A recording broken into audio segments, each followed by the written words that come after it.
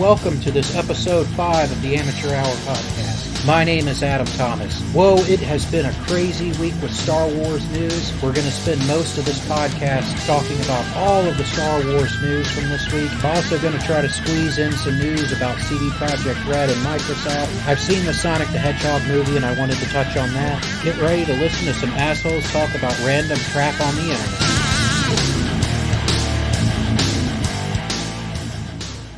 So, holy crap, I've had to stop recording and restart like 3 times just with stuff that's been coming out in the past few days. Where to even begin?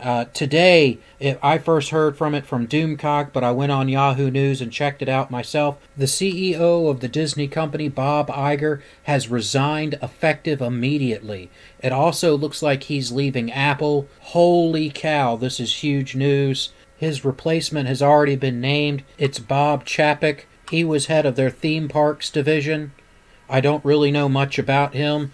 I just think it's kind of odd. What is it with Disney and Bob's? But whatever. That's huge. It's crazy news. And the fact that he stepped down effective immediately. Now, he's staying on as part of the board until his contract expires.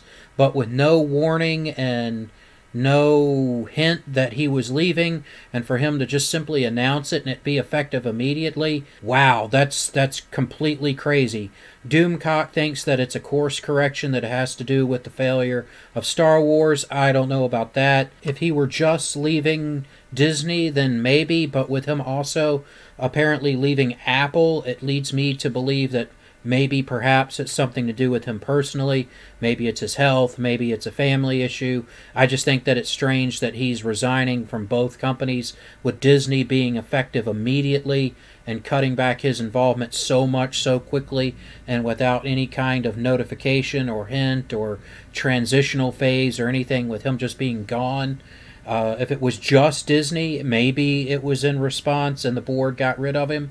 It's possible that Apple isn't happy with his performance either, but I kind of think maybe it has something to do with him personally. But either way, maybe this is the beginning of a change for Star Wars. With the other news that I have to go over, I'm afraid that it's not, but hey, it's a change, and change can lead to good things. Let's hope everything's fine with Bob. He ran Disney for a long time, oversaw a lot of changes there, some of them for the better. Disney has definitely grown huge under his watch, so we can't underplay his accomplishments. But at the same time, wow, just for him to be just gone, and with no notice, no rumors, no nothing. Just simply, he's not there. That's totally nuts. It also seems like there's a new project starting up with Star Wars. I first heard about this from Mr. H Reviews and found a story about it on Tech Radar. It looks like J.D. Dillard has been tapped to direct a new, it's kind of unclear if it's a movie or a television show or what kind of project it is. It seems more likely to be a movie, but it's very unclear whether this is going to be a theatrical project or if it's going to be a direct-to-Disney Plus movie. Matt Owens has been tapped as writer. J.D. Dillard, as a director, hasn't been involved in much. He directed a sci-fi film back in 2016 called Slight. Matt Owens worked on Agents of S.H.I.E.L.D. and Luke Cage. I've only seen like 1 or 2 random episodes of Agents of S.H.I.E.L.D., and I've never watched Luke Cage at all, so I can't comment on either one of these guys' work. But now this does seem to be a completely new project. It doesn't seem to have anything to do with the movie project headed by Kevin Feige, the CCO of Marvel. It doesn't seem to have anything to do with Rian Johnson's proposed trilogy, and it doesn't seem to have anything to do with the Kenobi movie, television, whatever project that's been placed on, I guess, permanent hiatus at this point. So hopefully these guys can turn around and put out something good with Star Wars. I don't know. I've never seen The Slight. I've never seen anything that I know of that was written by Matt Owens. So filmmaking skills or talents. Mr. H Reviews did point out that J.D. Dillard's fairly low Rotten Tomatoes score. But having so few things scored on Rotten Tomatoes, and me personally not seeing the one film that he's known for, it's hard to say if these guys are going to be good or not. I can't hold out a lot of hope not knowing much about them. And in a way, it is sad. I mean, time we hear about a Star Wars project, we're always asking why Dave Filoni or Jon Favreau is not in charge of it. And this is another instance of that. At the same time, it is nice that they are working on projects. We know Dave Filoni and Jon are both busy with The Mandalorian. They're busy with the Clone Wars Season 7. There's only so much these guys can do. We can't put them in running everything. But we do want to see more Star Wars stories, and sadly, these two seem to be the only ones capable of giving us Star Wars television shows and movies and media that really feels like Star Wars. Everything else is, well, frankly, terrible. So let's get some more going on. Let's see if we can't find some more people to run this. Hopefully these two guys, J.D. Dillard and Matt Owens, will be like Filoni and Favreau and give us some great Star Wars stories. I don't know. I'm just afraid that it's going to be more of the same, so I'm trying not to get my hopes up. So the Star Wars news just keeps rolling in. Star Wars just announced that they're going to have a new publishing campaign that they're calling Star Wars: The High Republic. It's going to be an entire push for novels, young adult novels,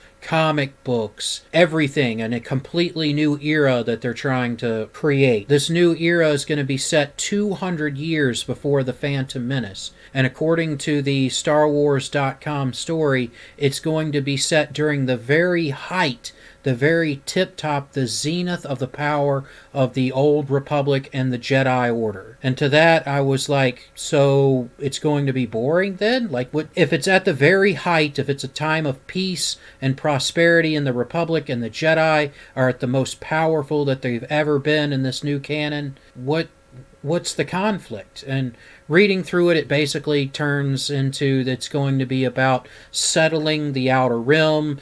It's going to be frontier stories, and it looks like that the villains are going to be this group of people that they're modeling after Vikings, that they're going to be these raiders. And that, they're going to focus on some core Jedi characters, of course, but there's going to be other rogues and smugglers and other villainy, and they're just sort of letting the authors tell whatever stories they want. They say they're going to coordinate all of this, of course, but that with it being set 200 years before The Phantom Menace, there are very few, if any, characters, Yoda, I guess, but virtually no characters will be overlapping between the films in this time period, so that they're free to tell whatever stories they want. My question is, why this time period? If you're openly saying that the Republic is the most powerful it ever was, that the Jedi are the most powerful they ever are, we've seen what the Jedi can do. We've seen we have to remember that all of the Jedi that we've seen, if we cut Rey out of it, the Jedi that we've seen have been the Jedi that have been reduced in some way. By The Phantom Menace, the Jedi were already having trouble seeing the future, using their powers to their best extent, that the dark side had already begun affecting how the Jedi were able to operate. So if you're removing all of that, saying that all the Jedi that we see in the prequel films that we saw in Clone Wars, that we saw with Luke, and all the amazing things that these Jedi were able to do, we have to remember all of these Jedi were hamstrung. They weren't operating on what a Jedi quote-unquote should be. If we're seeing these Jedi with their full power, with their ability to operate without the dark side clouding the future and being a shroud over their abilities, how is anyone supposed to stand up to these Jedi? I just don't see a fair conflict, something that feels important going on. I mean, I'm sure there's some stories that you can tell about criminals and a kind of Western set in the Star Wars universe. That is one of the great things about Star Wars. You can take pretty much any kind of story and just set it in the Star Wars universe, and as long as you do a little research and you're kind of careful, it'll make sense and it has a place. I'm sure if somebody wanted to, they could create a Star Wars Western, and in the old Star Wars it kind of was that way with cantinas and stuff, but there's virtually any kind of, we've seen horror, we've seen sci-fi, we've seen your crime kind of drama things going on.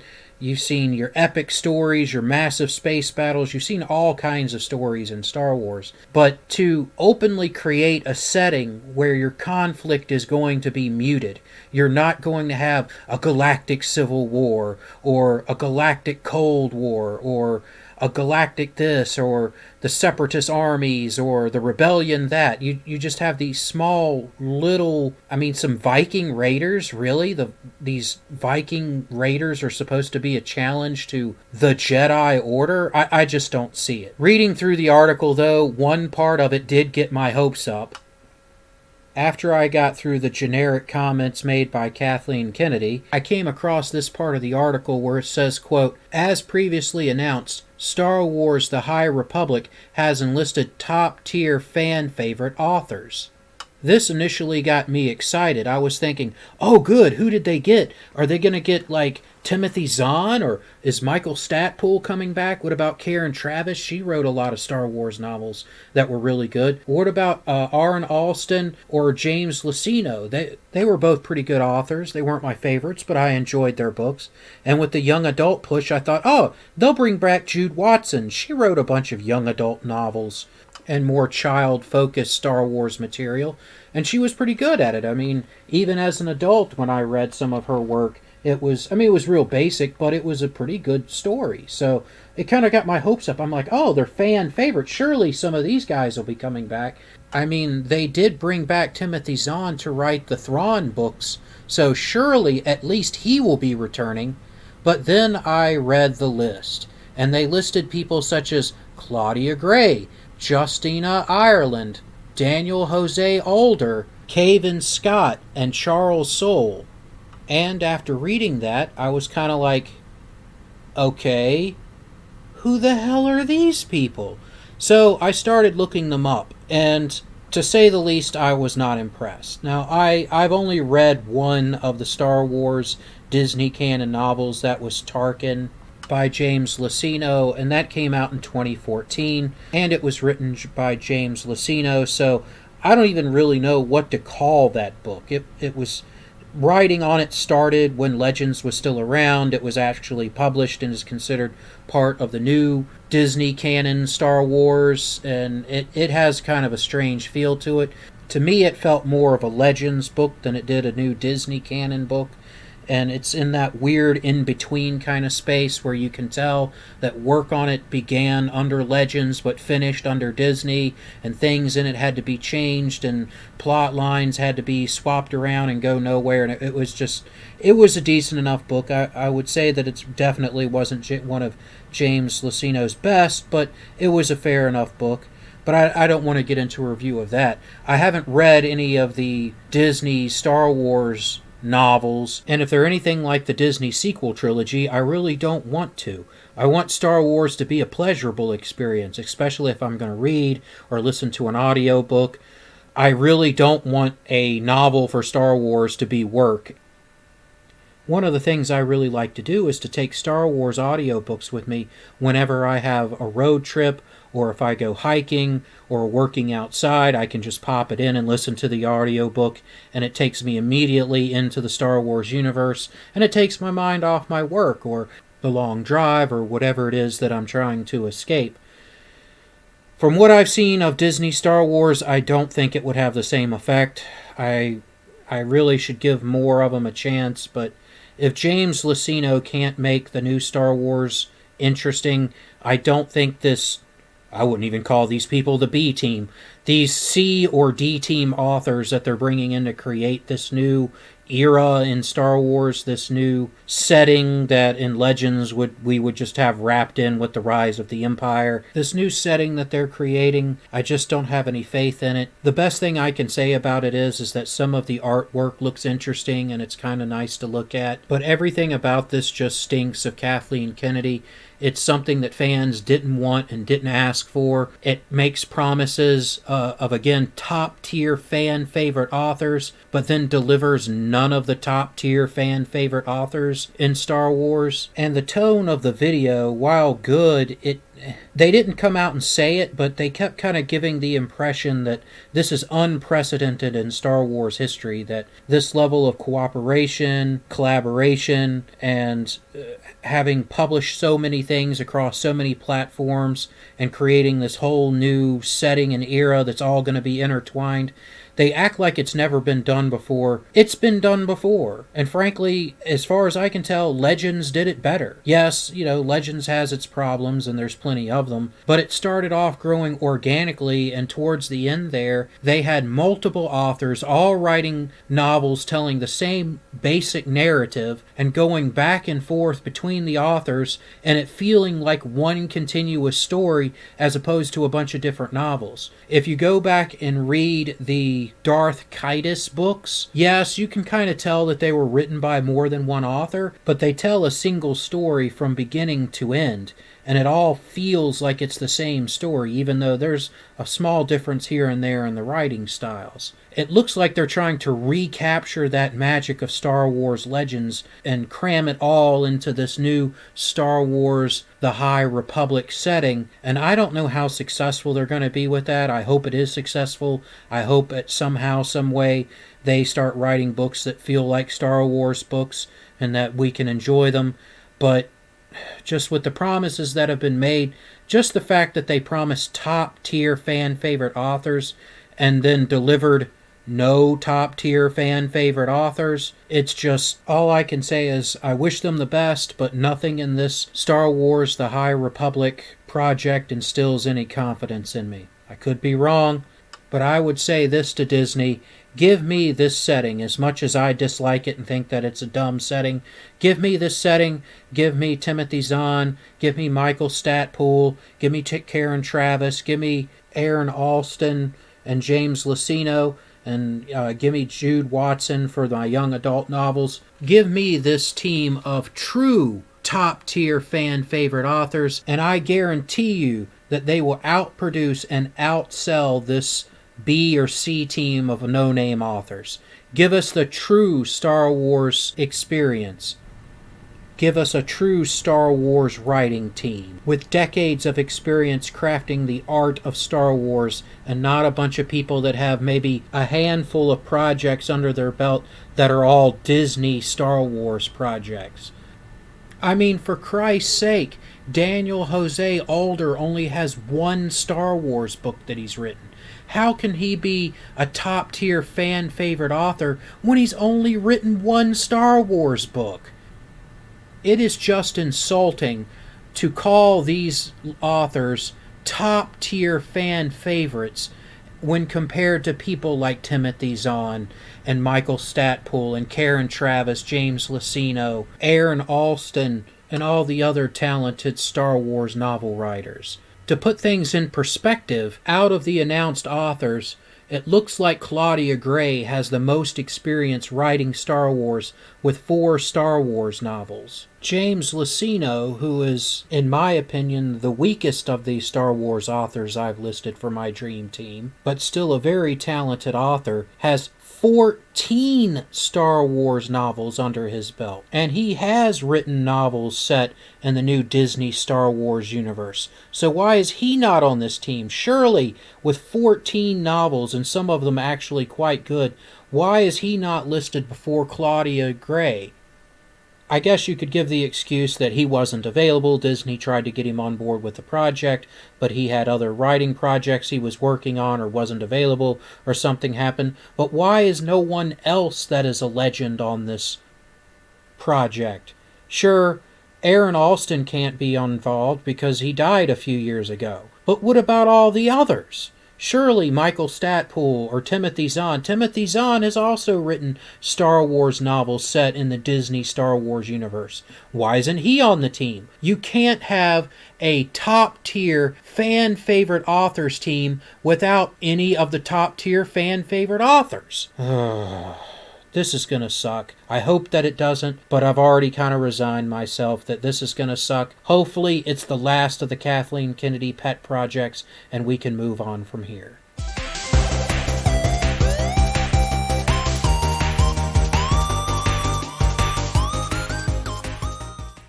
So, just when you thought that the Star Wars suck was over and we could move on to some video game news, obviously the first story that I have here is about Star Wars and EA. And with a combination like that, you know it's just going to be such wonderful news. Yang Ye recently reported on his channel that EA has canceled yet another Star Wars game. The game that was canceled was going to be a one-player game based sort of around Battlefront. It's kind of unclear exactly what it was going to be, if it was going to be its full standalone game, just kind of using the Battlefront engine and some of its assets, if it was going to be some kind of downloadable content or another campaign for Battlefront 2. It's kind of unclear exactly what the project was, but it was clear that it was going to be a narrative-driven game, a single-player experience based in the Star Wars universe that people were kind of looking forward to. Now, this shouldn't surprise anybody because, EA, ever since getting the exclusive rights to the Star Wars games, has butchered project after project after project. We all know the debacle of the Star Wars Battlefronts 1 and 2, of the EA versions anyway, and how EA closed Visceral Studios because they were working on a Star Wars one-player game that was supposed to be akin to Naughty Dog's Uncharted series or Tomb Raider, the modern Tomb Raider games. It was supposed to be a one-player experience, and EA flipped their lid about that because at the time, and I guess still today, EA sees games as a service, not as a product, and they did not think that one-player experiences had a future. So sure enough, Visceral Studios, a legendary studio that had produced several hits, were closed down by EA. Then the project changed hands. It's had several developers and several code names since then. It went to Orca and then Viking, and then is now just straight up canceled and gone. So, who knows what the next Star Wars game is going to be? With the success of Star Wars Jedi Fallen Order, we're almost assured a sequel, but it appears that EA has learned absolutely nothing from the success of that game. EA is still pushing this multiplayer, games as a live service model, even though they have a clear example of how that model does not work and how a single-player, customer-driven experience is a way to sell games. And if you need any more proof of that, then just look at CD Projekt Red, the subject of our next story. The only thing I can say to EA is, look at CD Projekt Red, EA. EA has put out dozens of games in the past 5 years. CD Projekt Red has put out none. Their last game, The Witcher 3, came out in May of 2015. They have had no major game releases since May of 2015, and they have just grown by leaps and bounds. How much money has The Witcher 3 made? What is its sales? Now, I admit I didn't do a whole lot of research on this, but the Wikipedia article lists that The Witcher 3 has sold 40 million copies as of June of 2019. That means that the actual number sold is quite a bit higher than that, because you had 6 months more sales.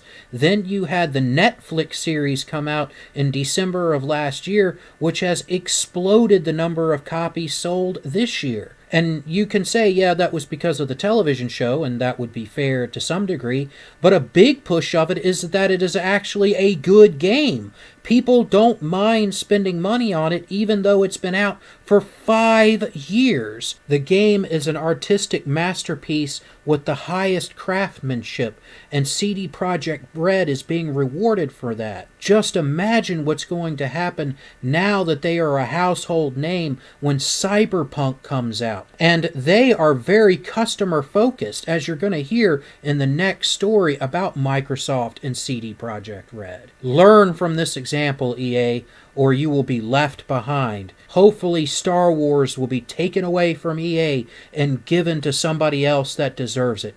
Can you imagine, just close your eyes and imagine, if CD Projekt Red made a Star Wars game? I'll just leave it at that. So, as I mentioned when I was talking about the EA cancellation of a Star Wars game, that CD Projekt Red and Microsoft recently made an announcement. Now, I'll put it out there, I am not a huge Xbox fan, I never have been.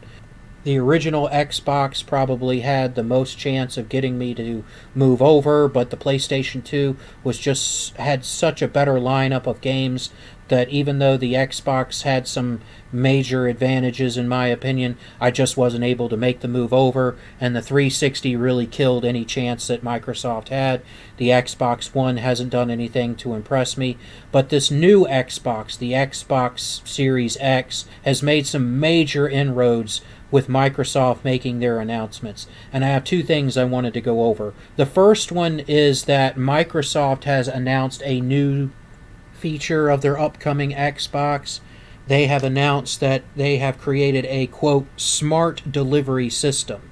Now, this smart delivery system ensures that when you start up a game that you own, the best version of that game will be the one that you're playing. What does that mean? Well, if you've purchased a game, and Microsoft has committed to all first-party Microsoft titles featuring this, and have opened up this service, this feature, to all third-party developers, that the game you are playing is the most current one. That means that if you purchase a game such as Halo for the current Xbox One X, and later on you buy the Xbox Series X, that when you start up that game on the Series X, you won't have to repay for the game. You'll just automatically get that Halo game that was available on both platforms to your Xbox Series X.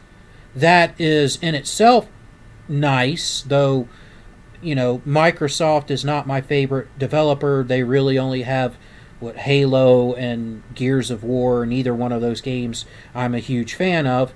But CD Projekt Red stepped in and said, if you purchase a game, you should not have to purchase the game again, and they have announced that Cyberpunk will use the smart delivery system so that if you purchase Cyberpunk 2077 for Xbox One and you buy an Xbox Series X, that you will get Cyberpunk 2077 for free for that next generation Xbox system. Once again, CD Projekt Red shows their customer focus. CD Projekt Red could very easily charge for the game for both systems, but they're choosing not to. They are choosing to take Microsoft up on their offer and make sure that if you purchase the game for current generation Xbox system, that you will automatically get the game if you choose to purchase the next Xbox system. I hope that Sony is looking at this and going, oh crap, we need to get in on this and develop a similar system, or at the very least, that CD Projekt Red will step in and say, no, somehow, some way, we're going to see that you already own this game, and we ourselves are going to deliver it for the PlayStation 5 if you have it for the PlayStation 4. I intend to wait. I'm just going to wait till it comes out on the PlayStation 5. That's going to be a long, crappy wait. But, if Sony comes out with it and says, yeah, if you buy this for PS4, we'll give it to you for PS5, I'll be very tempted to go ahead and get the game. So, Sony, please pay attention. Microsoft has thrown down the gauntlet, and as second part of this story, they're going to throw down yet another gauntlet. Because while I was researching this story, I noticed one of the other features of the next generation Xbox was, quote, 4 generations of gaming. It appears that Microsoft is drastically committing to backwards compatibility. They noted in this feature that the next generation Xbox will be compatible with original Xbox games, Xbox 360 games, and Xbox One games, and Game Pass games. And not just compatibility, but also steadier frame rates, faster load times, and improved resolutions. This is incredible. That means that if you have been a fan of Xbox from the beginning, there's no need to keep around all of these old systems, especially since, the Xbox 360 does not have the best reputation for dependability. You'll be able to keep all of your Xbox 360, Xbox One games and play them on your next generation Xbox game. This is what I have wanted ever since the PlayStation 4 came out. The PlayStation 2 had PlayStation 1 backwards compatibility. The launch PS3s had PlayStation 2 and PlayStation 1 backwards compatibility. Later versions only had PlayStation 1 backwards compatibility. PlayStation 4s have had no backwards compatibility. So this PlayStation 5, if they bring it out with full backwards compatibility, you can put in PS1, PS2, PS3, or PS4 discs and play them, that will be amazing. But if not, that's going to be a major black point for me. Why can Microsoft accomplish this, have all of their systems backwards compatible, yet Sony can't? I can tell you, between smart delivery and this full backwards compatibility, it makes me tempted to take a very close look at this next generation Xbox. There's been several games that I've missed out on, and original Xbox and Xbox 360 games, and even a lot of Xbox One games are pretty cheap. If I was to switch over to Xbox, I would have this huge library immediately open and available to me that's not available for Sony. So, Sony, please, I know that there's been some controversy about price and who can undercut who and what specs which system has and which one's superior. Look, both systems are going to be comparably priced. Both systems are going to have the same basic capabilities. One's probably going to be a little better at something, the other one's going to be a little better at something. It's not like one system is going to be so much better that games won't be able to run on the other one. So it's little features like this that's going to have people like me looking at it and saying, this could be a game changer for me. And I'm not going to say that I'm going to turn down PlayStation 5 and go get an Xbox Series X. I honestly don't know. I'll probably still stick with a PlayStation 5. There's just so much good stuff that's on the PlayStation that's not on the Xbox. But man, I can tell you, even me, a PlayStation fanboy, is looking at this and going, oh, well, maybe. And if you're losing me, you might be losing other people. So please, Sony, please, get in there and give us a full backwards compatibility option. If you want to have two versions of the system, and one's a deluxe version that has a few extra bells and whistles on it and has full backwards compatibility, and you have another version that's kind of a little bit more stripped down and lacks the backwards compatibility and is a little bit cheaper, then sure, fine, that'd be a great way to do it. But please, give people like me this full backwards compatibility. I've already mentioned this in a previous episode, so if you'd like to go back to hear all of my reasons behind why this backwards compatibility is so important and all the problems it could help solve, I'll direct you to that. But please, Sony, Microsoft has thrown down two big gauntlets. Pick it up and pick up your game, and don't become overconfident. The PlayStation 3 nearly lost itself to the Xbox 360. Don't make the same mistake. Get out there and offer features and offer the system at a great price. Even if you have to kind of take a loss or not make much money off of it, get it out there and you'll destroy Xbox. But if you keep letting Microsoft add better features and you don't have an answer to it, then eventually people are going to start looking at that Xbox closer and closer. I already have, and I'm a big fan of yours. I've owned every console since PlayStation 1, PSP, Vita, PlayStation 2, PlayStation 3, PlayStation 4. I have a PlayStation TV sitting over there. So I have bought plenty of your products, and if you have someone like me taking a closer look at the next generation Xbox system, then chances are you have other people that are taking a closer look at it and really thinking about making that switch. So Sony, please learn from the great things that Xbox is doing, and CD Projekt Red, if Sony doesn't, please, please, please take a look at it and find out if there's some kind of way that you can support your customer base on the PlayStation 5 for Cyberpunk. And who knows, you'll probably re-release The Witcher 3 at some point. I'd like to see a full Witcher collection for PlayStation 5. But, if somebody already owns, like me, that owns The Witcher 3 on PlayStation 4, do the same thing with that if you come out with it again for PlayStation 5. Now, I know this isn't really video game news, but I'm going to stick this here at the end. Over the weekend, I took my personal shuttle down from my space station and took a look at Sonic the Hedgehog in movie theaters.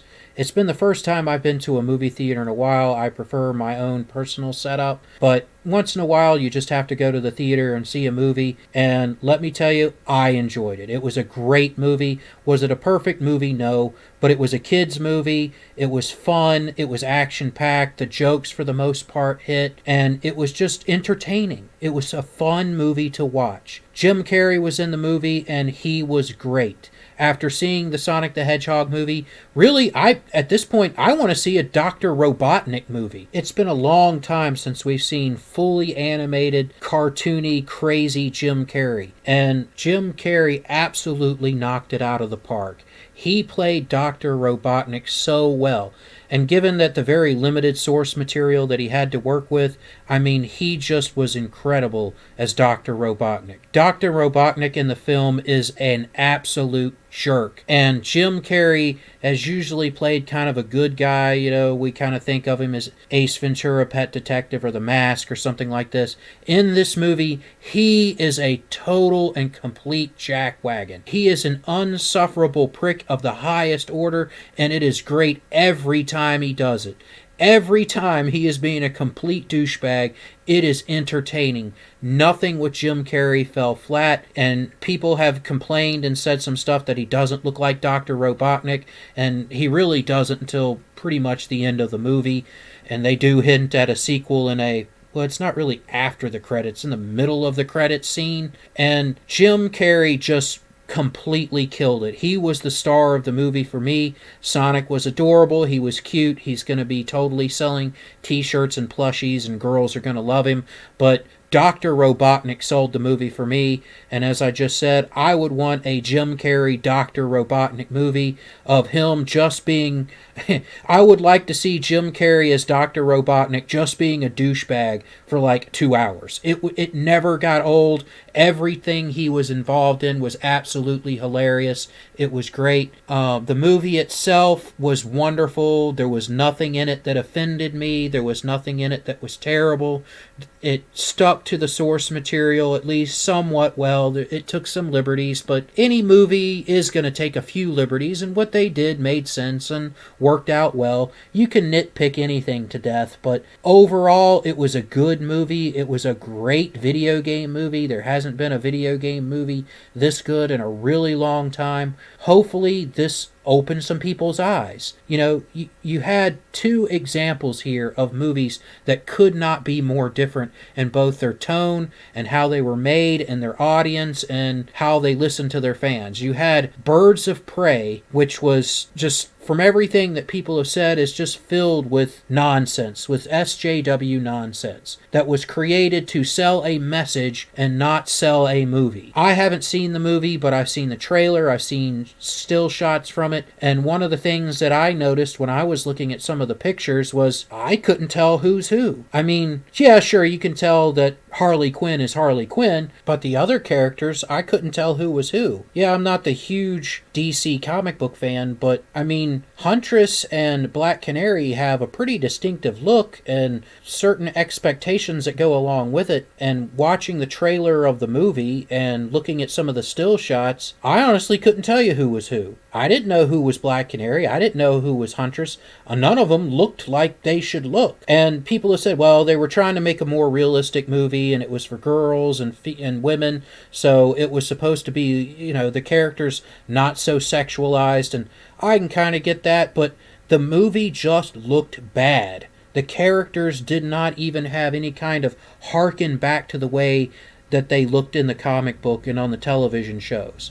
They looked, honestly, the way I put it was this. It looked like a group of people got together, said, hey, we want to be these characters, went to some random thrift store and just bought some crap and put it on and went to go film the movie. It looked like really, really, really bad cosplay. It literally looked like people just grabbed some random stuff and put it on and called themselves the characters. Everything I've heard about the movie has been negative. Everything that I've heard about the response to criticism of the movie has been negative. People have put forward and said, that these characters don't look or act like they're supposed to look or act. And the response to that criticism has been basically, screw you, customer. How dare you question us? You're ist or phobe or whatever they want to say. It's your bigotry that stops you from enjoying the movie. Now, contrast that with how Sonic the Hedgehog was handled. When Sonic the Hedgehog's first trailer came out, there was a big uproar over how Sonic the Hedgehog appeared. If you go back and look on YouTube, you can find the original trailer and a dozen other comparison videos. Basically, people did not like the way that Sonic the Hedgehog looked. He did not look like Sonic the Hedgehog. Did he look sort of similar to Sonic the Hedgehog? Yeah, but he did not look like the lovable character. And people have said, well, what's the big deal? It's the same movie, it's the same scenes. Well, people wanted Sonic the Hedgehog to look like Sonic the Hedgehog. They did not want Sonic the Hedgehog to look like some kind of nightmare-fueled thing that would jump scare you in Five Nights at Freddy's. They wanted him to be the adorable, fast little hedgehog, not what he looked like. Instead of the studio going back and saying blah, blah, blah, blah, blah, and making some stuff up or saying that you just didn't understand, the studio said, okay, looked at the bad reaction of the movie, went back to the drawing board, and had the character redesigned, delayed the movie, and then re-released it. And look at the success that they're having. Imagine that. They listened to their customers. It's almost like if you make what people want, then people will buy it from you. That's such a novel idea. Hopefully other studios, I'm looking at you, EA, I'm looking at you, Star Wars, I'm looking at you, Star Trek, I'm looking at you, a lot of other things, sadly, will actually listen to their customers, produce what the customers want, and then, surprise, surprise, the customers will buy it. I just don't know how many more examples we need of something being produced well and that meets the customer demand, and then something being produced with only a message in mind. We've seen that with The Mandalorian in Star Wars. The Mandalorian has arguably had more success than all 5 feature-length Star Wars films before it. We're looking at the Clone Wars Season 7 coming out. I haven't seen the numbers on it, but I can only imagine it's doing gangbusters as well. We have Birds of Prey that went up against virtually no competition. There was no other competition of any real meaningful way to Birds of Prey, and it is on track to maybe make back the money. I'm not sure if it's going to lose money, if it's going to break even, or do just a little bit better than breaking even, but it is not making a lot of money. Then you have Sonic the Hedgehog come out, and it is just blowing away records. It is already the highest opening movie for a video game movie. It has surpassed Detective Pikachu. It is just doing really well, and hopefully it's going to get the gang back together to do a sequel, and we'll have Jim Carrey reprise his role as Dr. Robotnik, and we'll have an adventure with Sonic, Tails, and the entire gang, and it'll continue to do well. Please learn from this example. Listen to what your customers want. Produce a quality product. You can even have your social commentary in there, your messages that you want to put into the material, but that message cannot be the material. You have to have a good story. You have to meet what your customers want, and then if you want to slide in a little message in there, that's fine for the most part, but you cannot build your story and your characters around this message that you want to push and everything else be damned. But Sonic the Hedgehog, yes, go see it. Go see it now. If you're a fan of Sonic, go see it. If you're not a fan of Sonic, go see it. If you have kids, go see it. If you don't have kids, go see it. If you're just looking for a good movie that's fun, that's easy, go see it. If you're looking for some kind of artistic masterpiece, just maybe not. But if you're just looking to have a good time and laugh and have some explosions and have just general fun, go see the movie. It is an excellent, excellent film. It made me laugh out loud several times in the theater. It was just a great experience, so go out and experience it for yourself. Well, that looks like it's about it for this episode of the Amateur Hour podcast. There was more I wanted to get to, but there was just too much breaking Star Wars news, and if it keeps dropping like this, maybe there'll be a follow-up to this episode. There was several things I wanted to get to, but I'll carry that over for next week. Who knows, we might be talking even more about Star Wars. I wanted to give some more impressions of Kingdom Come Deliverance, and I wanted to talk about an anime that I've been watching, but we'll get to that next week. Thanks again, guys.